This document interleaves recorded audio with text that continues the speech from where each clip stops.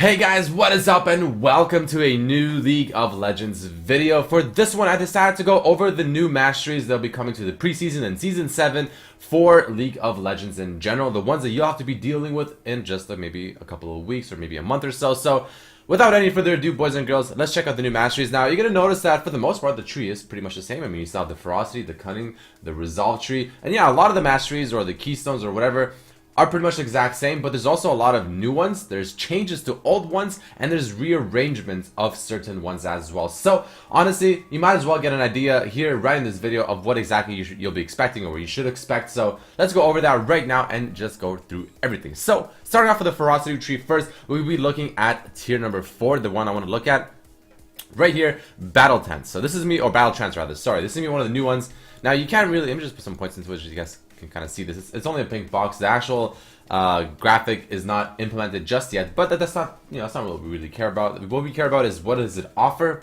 Battle trance, 1 point, gain up to 5% increased damage over 5 seconds when in combat with enemy champions. So it says up to 5% over 5 seconds, so I'm assuming it goes up by 1% every single second, up to 5 seconds, of course, giving you that 5% increased damage. So if you're in combat, if you're playing some kind of sustained damage dealer, or maybe even someone that happens to not really focus on burst, but someone that focuses on consistent damage, this one could be pretty damn good. If you're someone that focuses on burst and killing someone within a couple of seconds, chances are that's not what you want. You probably want something like this instead, the double-edged sword, which we'll talk about in a bit, because it is a little bit different as well. So let's go all the way back up here and talk about one of the other new ones, Fresh Blood. You can see the icon is actually the exact same icon, but it does give you a completely new effect. So Fresh Blood, 1 point out of 1.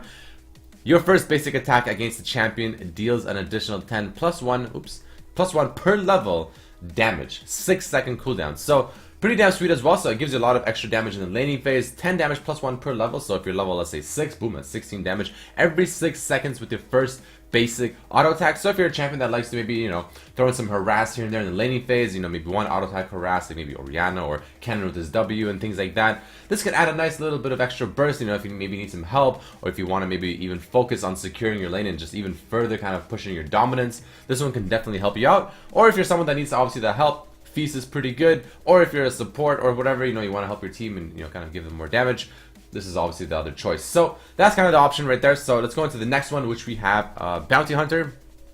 Now this one is in the tier 4, 1 point out of 1. But this time, the difference is the fact that it will give you 1.5 increased damage for each unique champion that you have killed. On the live servers currently, it's actually only 1%. So this obviously gives you just slightly more percent damage. I mean, not the biggest change in the world, but it is a buff and it will give you more rewards. So pretty damn sweet regardless. Next, we have Oppressor, which is in the ferocity tier 4, which got removed, and it got replaced with double-edged sword. I'm reading a little note I have on the side from Surrender at 20, so thanks, shout out to the website, by the way. I'll have a link to it down below if you guys want to check it out for yourself. But Oppressor got removed, and instead double-edged sword got put in here. The icon is the exact same, which is why I got a little confused. But double-edged sword, which used to be up here, now got put into tier 4, deal additional 5 damage and take 2.5% additional damage as well. So obviously that got changed. Before on the live servers, I believe it's 3% additional damage you can deal, but you take 1.5% additional damage yourself. Now it's 5% and 2.5% respectively. Pretty sweet as well, so pretty good stuff there. And then we're going to go down all the way to Fervor of Battle. Now, obviously Fervor of Battle is pretty much the exact same, but it did get some changes, so let's go over that right now. So hitting champions with a basic attack generates a Fervor stack, 2 for melee attacks, 2 seconds for ability hits, 2 second cooldown of course, which I believe is the same, but here's the difference. Stacks of Fervor last 4 seconds rather than, I believe, 6 seconds on the live servers. Let me just double check very quickly. I believe it's 6 seconds.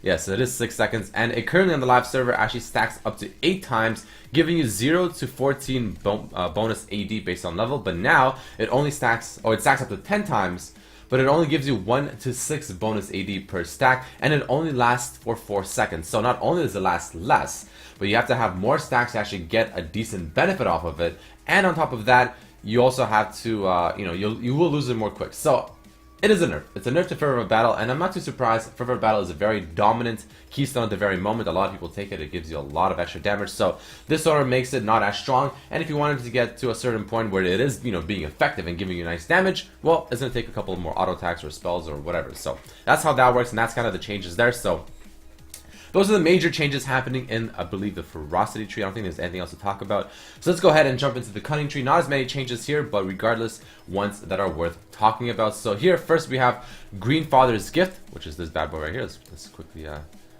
spec into that bad boy. Boom. This one is actually pretty sweet. Green Father's Gift, 1 out of 1 points. Stepping into a brush causes your next damaging attack or ability to deal 3% of your target's current health as bonus magic damage.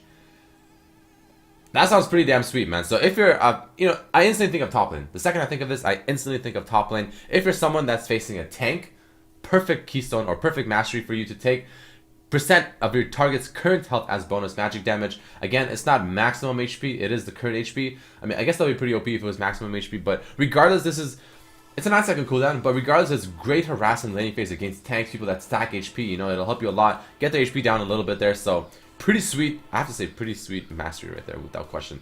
Next, we also have Precision. Pretty much the same thing, but now instead of giving you flat armor penetration, it will give you 5 out of 5 points. It'll give you lethality instead. So boom, up to 5 points. 8.5 lethality.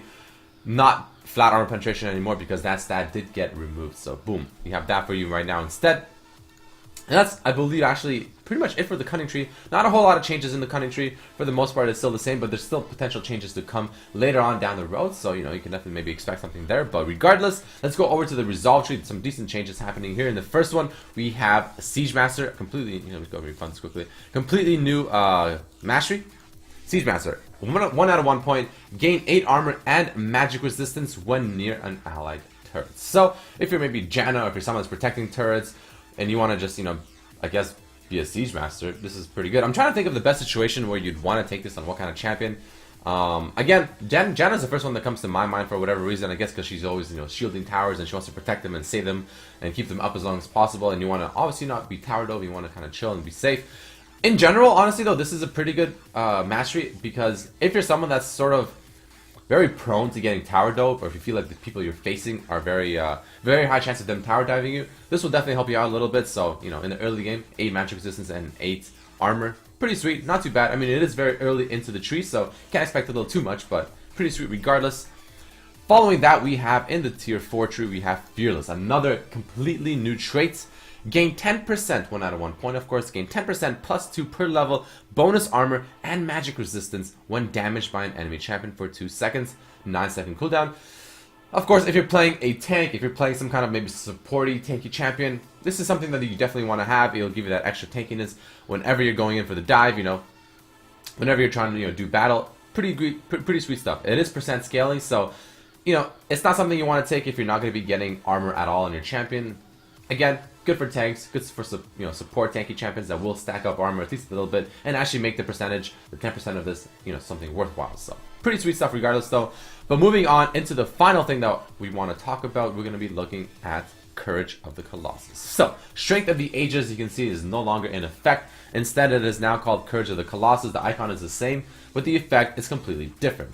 Gain a shield for 10 plus 10 per level, plus 7% of your maximum health for each enemy champion for 4 seconds after hitting an enemy champion with hard CC. So, the first thing I think of, I don't know why, instantly, is Leona. If you're playing someone like Leona support, or if you're in the top lane playing someone maybe like, I don't know, Sion with your ultimate, You dash in there with Leona or Sion, you go in there, you hard CC someone very easily, very quickly, 30-second cooldown, but you get this huge benefit. So essentially, this is like, what?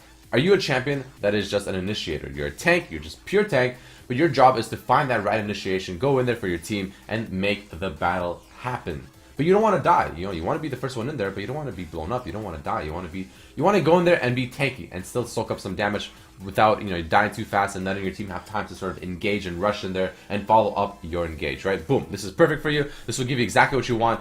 And I mean, I have to say the stats seem pretty damn generous because it also gives you plus 7% of your maximum HP. So I don't know, pretty damn sweet stuff right there. So, but either way, guys, I mean, there you have it, the new mastery tree for Season 7 and the pre-Season 7 as well. Definitely some nice additions here and there. Not enough in the cunning tree. I would have liked to see a little bit more in the cunning tree. That would have been pretty sweet. But regardless, a lot of sweet additions and movements and even changes to the current masteries and keystones that we know and love and maybe hate. Either way, there you guys have it. If you enjoyed this video, boom, hit that like button to show your support. And yeah, that's pretty much it, guys, for this video. Thank you so much for watching. Make sure to share this with your friends. Let everyone else see what's happening in the Mastery Tree and what's coming in the preseason and Season 7. But that's about it for this video, guys. Thank you so much for watching, and I'll see you next time. Peace, peace, peace.